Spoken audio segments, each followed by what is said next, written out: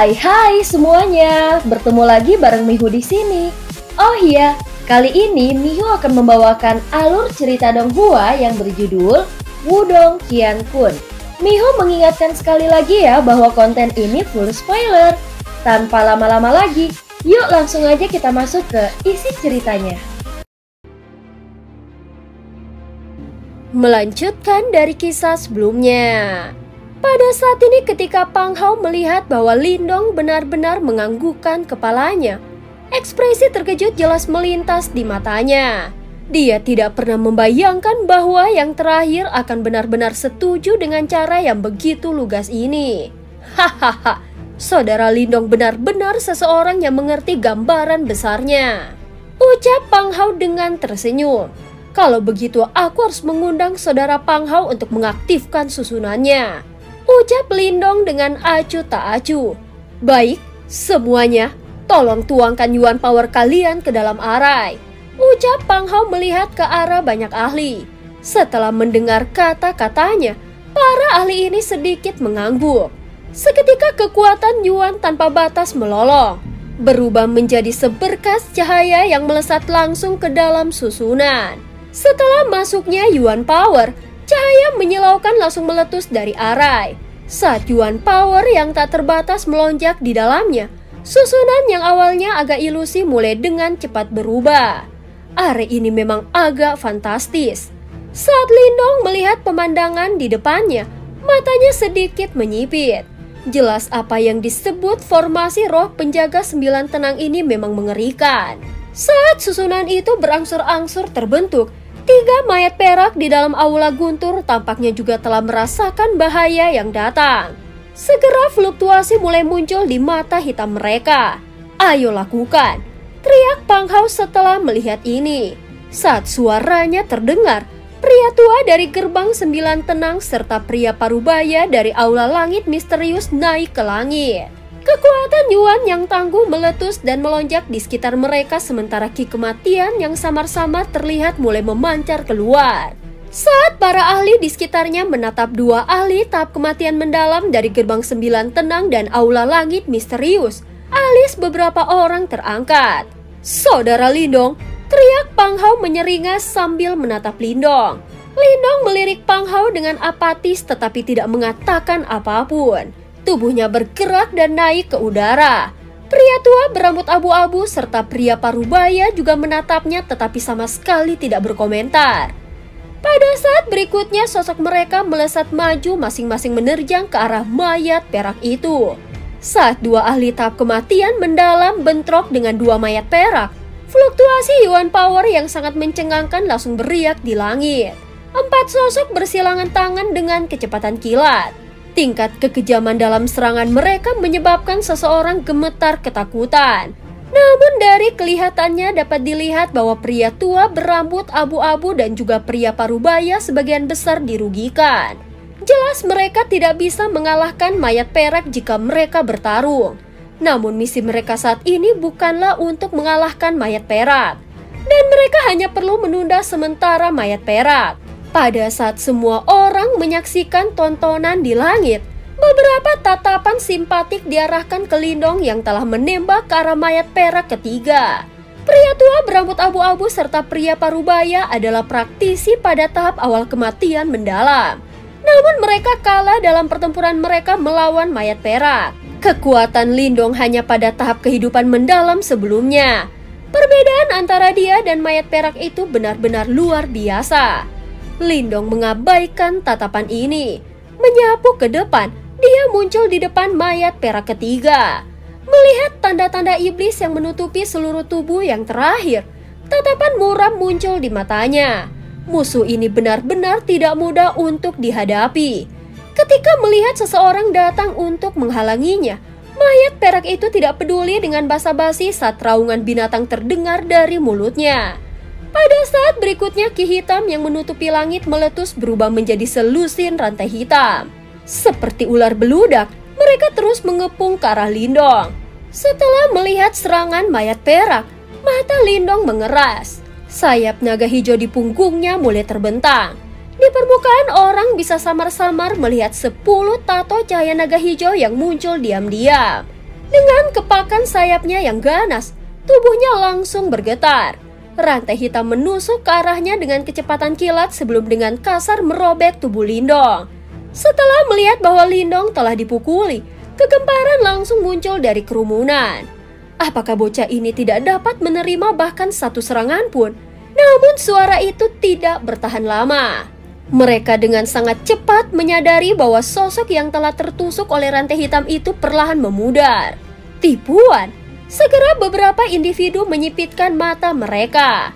Dalam sekejap mereka menoleh untuk melihat tempat tertentu yang berjarak 10.000 kaki. Hanya untuk melihat sosok Lindong muncul dalam sekejap. Sungguh kecepatan yang sangat cepat. Beberapa ahli bertukar pandang dan melihat keterkejutan yang melintas di mata masing-masing. Setelah melihat adegan ini, senyum di wajah Pang Hao membeku. Kekuatannya tampaknya telah meningkat. Meskipun dia masih dalam tahap kehidupan mendalam, perasaan yang aku dapatkan darinya semakin berbahaya. Saat dia menatap Lindong di kejauhan, Liu Xiangxuan berkomentar dengan suara lembut. Bagaimana kekuatannya bisa meningkat begitu banyak dalam waktu sesingkat itu? Tidak dapat menahannya, seorang ahli aula langit misterius bertanya. Mendengar ini Liu Xiangxuan hanya terdiam. Pada saat ini di langit mayat perak tiba-tiba melesat dengan eksplosif. Segera ki hitam yang menutupi langit meletus saat mengejar Lindong seperti kilat. Menghadapi pengejaran mayat perak, Lindong tidak memiliki niat sedikit pun untuk melawannya. Pada saat ini sayap naga hijau di punggungnya secara bertahap memanjang.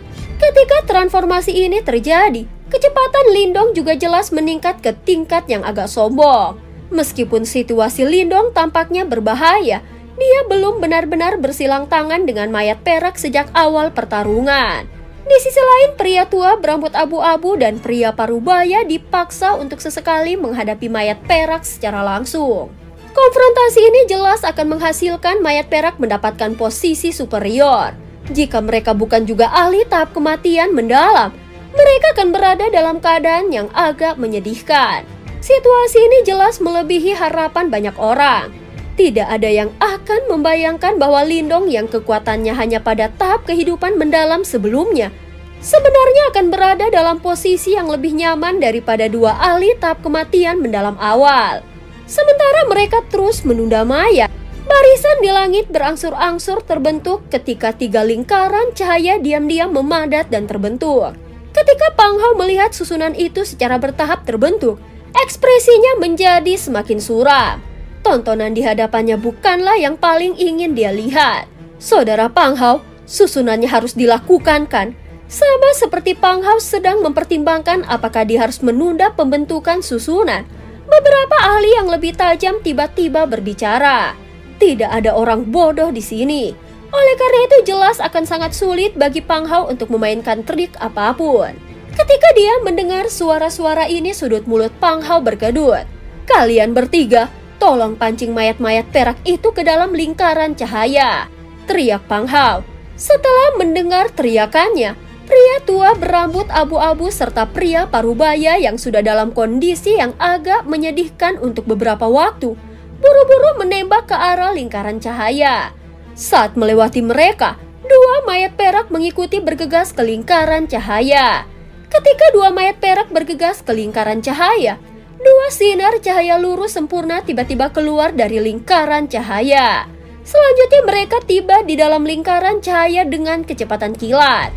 Ketika lelaki tua berambut abu-abu dan lelaki parubaya itu akhirnya bergegas keluar dari lingkaran cahaya, sinar cahaya tiba-tiba tertutup berubah menjadi pilar cahaya selebar 1000 kaki. Dua mayat perak telah disegel di dalam pilar cahaya.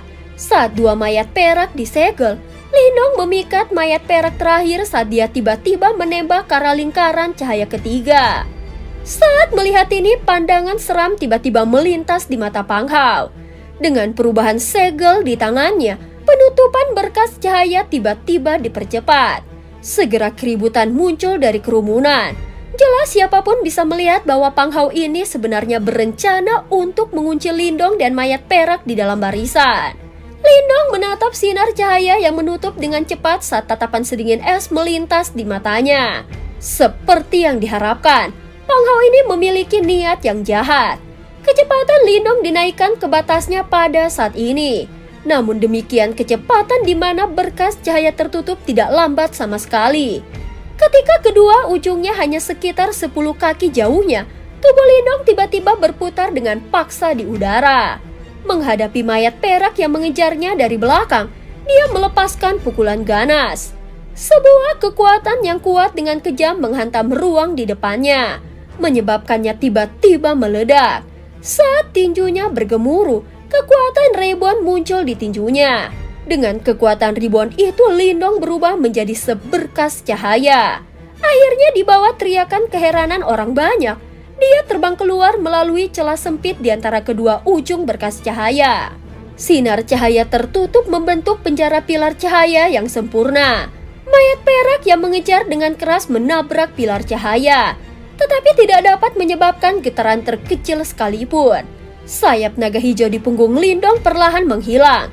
Dia melihat mayat perak yang terkunci di dalam pilar cahaya saat dia dengan lembut menghembuskan nafas. Memutar kepalanya untuk melihat Pang Hao yang wajahnya berubah agak kaku. Dia mengirim senyum tipis kepada yang terakhir. Namun senyum itu jahat sampai menyebabkan seseorang gemetar ketakutan. "Wah, saudara Lindong benar-benar hebat," ucap Pang Hao. "Hahaha, kemampuanku tidak dapat dibandingkan dengan metode hebat saudara Pang Hao," ucap Lindong tertawa. Namun niat membunuh di matanya tidak bisa lagi disembunyikan. Pang Hao ini terus mempersulitnya sejak mereka bertemu. Sekarang dia bahkan berniat untuk mengunci Lindong dalam situasi kematian yang pasti. Tindakan ini cukup bagi Lindong untuk menempatkan nama yang terakhir di daftar yang harus dia bunuh. "Kau bajingan yang tidak tahu malu." Saat niat membunuh meletus di mata Lindong, suara marah Mulingsan terdengar tiba-tiba di belakangnya. Detik berikutnya sosoknya melesat keluar. Sambil mengayunkan penutup peti mati kehidupan di tangannya, dia dengan kasar memukul Pang Hao dengan marah. Setelah melihat ini, ekspresi Pang Hao sedikit berubah. Namun dia tidak melakukan apa-apa. Saat serangan itu akan menimpanya, tetua berambut abu-abu itu melesat dalam sekejap dan mengayunkan tangannya untuk memblokir pukulan Lingsan. Ketika penutup peti mati kehidupan menghantam tangan tetua berambut abu-abu itu, suara keras bergema saat fluktuasi yang menakjubkan menyapu, dan tubuh kecil Mulingsan dikirim terbang mundur. Gadis kecil ini sungguh nakal. Wajah tetua berambut abu-abu itu sedingin es saat dia melihat Mulingsan dikirim terbang mundur dan meraung dengan suara yang dingin. Anjing tua sepertimu tidak pantas berkomentar tentangnya. Tatapan Lindong tumbuh benar-benar suram dan menyeramkan pada saat ini. Detik berikutnya cahaya hijau tiba-tiba meletus dari tubuhnya saat raungan sengit terdengar. "Lingsan!" Mendengar raungan Lindong, Mulingsan segera menganggukkan kepalanya dan melemparkan penutup peti mati kehidupan ke arah Lindong. Segera Lindong menangkapnya. Kekuatan Yuan tanpa batas juga melonjak dan dengan ayunan ganas, gelombang cahaya hitam melolong keluar dari penutup peti mati. Itu langsung menyapu ke arah penatua berambut abu-abu. Fluktuasi ki kematian. Mata penatua berambut abu-abu mengeras saat dia menatap gelombang cahaya hitam yang menyapu ke arahnya. Segera setelah itu dia mengirim tinju yang bergemuruh. Jejak kepalan tangan 1000 kaki membeku di udara sebelum menghantam gelombang cahaya hitam. Tidak ada jejak emosi di wajah Lindong, dan dia tidak menunjukkan niat untuk mundur. Detik berikutnya penutup peti mati kehidupan di tangannya tiba-tiba melesat. Namun sosok sesepuh itu juga mengayunkan kaki kanannya dan mereka langsung bertabrakan. Bodoh! Melihat bahwa Lindong benar-benar telah melemparkan penutup peti mati kehidupan dan tanpa rasa takut, tatapan serakah serta seringai muncul di mata penatua berambut abu-abu itu. "Baik, karena kau memberikan harta ini kepadaku, aku tidak akan sopan lagi." Dengan mengepalkan tangannya, Yuan Power yang tak terbatas berubah menjadi 2 tangan raksasa setinggi 1000 kaki. Setelah muncul, mereka langsung meraih sinar cahaya hitam yang menembak ke arah penatua berambut abu-abu. Ketika tangan raksasa itu meraih sinar cahaya hitam, fluktuasi yang menakjubkan mulai memancar keluar saat penutup peti mati kehidupan berjuang mati-matian membentuk kebuntuan dengan tangan raksasa itu. Lindong menyaksikan adegan ini dengan acuh tak acuh. Namun dia mengabaikannya saat tatapannya yang suram dan menyeramkan tiba-tiba berbalik ke arah Pang Hao. Tubuhnya bergerak dan menghilang. Setelah melihat Lindong menghilang, ekspresi para ahli 9 gerbang tenang itu langsung berubah. Pada saat ini mereka akhirnya menyadari bahwa tujuan Lindong selama ini bukanlah sesepuh berambut abu-abu tetapi Pang Hao. Dia sengaja melemparkan penutup peti mati kehidupan demi menahan penatua berambut abu-abu itu. "Kau berani!"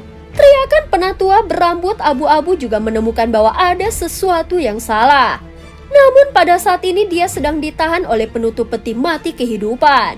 Energi yang sangat aneh merasukinya, menyebabkan dia tidak berani dengan sembrono mengusir dirinya untuk sementara waktu. Seolah-olah dia tidak mendengar raungan penatua berambut abu-abu, tubuh Lindong melintas dan muncul di depan wajah Pang Hao yang muram. Detik berikutnya senyum jahat muncul dari sudut mulut Lindong. Tanpa ragu-ragu Lindong segera mengirim tinju bergemuruh. Saat kekuatan tinju meletus, total 30 tato cahaya naga hijau tiba-tiba muncul di sekitar lengannya, menyebabkan raungan naga yang menakjubkan langsung bergema. Saat 30 tato cahaya naga hijau tumbuh dalam ukuran, energi yang terpancar dari mereka menyebabkan distorsi muncul di ruang sekitarnya. Setelah melihat ini, keterkejutan dan teror muncul di mata para ahli 9 gerbang tenang di sekitarnya. "Apakah kau benar-benar berpikir bahwa aku takut padamu?" Pang Hao telah benar-benar marah oleh Lindong dan kilatan tak menyenangkan muncul di matanya. Detik berikutnya Yuan Power yang tak terbatas menyembur keluar dari tubuh si pembuat tanpa menahan diri. 9 telapak tulang putih tenang. Raungan ledakan terdengar dari mulut Pang Hao. Detik berikutnya telapak tangannya tiba-tiba berubah menjadi berkilau dan putih seperti batu giok, seperti lengan yang terbuat dari tulang putih. Fluktuasi yang menyebabkan hawa dingin menjalari hati seseorang meliputi permukaan warna putih berkilau itu. Detik berikutnya di bawah perhatian banyak tatapan dari sekitarnya, tinju yang dibungkus oleh tato cahaya naga hijau dengan keras menghantam lengan tulang putih itu. Dalam sepersekian detik tabrakan, suara menusuk telinga yang dalam langsung terdengar. Dan bahkan awan guntur di daerah itu tersebar oleh kekuatan yang dihasilkan. Saat suara keras bergema, suara ledakan serta jeritan menyedihkan mengikutinya. Pada saat berikutnya pupil orang-orang di sekitarnya sedikit menyusut ketika mereka melihat lengan tulang putih Pang Hao meledak, berubah menjadi kabut darah. Bagaikan layang-layang dengan tali yang putus, tubuhnya langsung terbang mundur. Sejumlah ahli 9 gerbang tenang berusaha untuk mencegah hal ini terjadi, tetapi dikirim terbang kembali sambil menyemburkan darah oleh kekuatan yang mencengangkan. Setelah melihat hasil ini, keterkejutan dan keheranan meletus tak terkendali di hati semua orang. "Anak muda, kau mencari kematian." Melihat Pang Hao yang terluka parah, tetua berambut abu-abu itu meraung marah. Tubuhnya tiba-tiba berubah saat angin cakar yang cepat dan ganas menebas ke arah Lindong. Namun sayap naga hijau di punggung Lindong terbentang, mengirimnya mundur secara eksplosif, dengan mudah menghindari serangan dari tetua berambut abu-abu.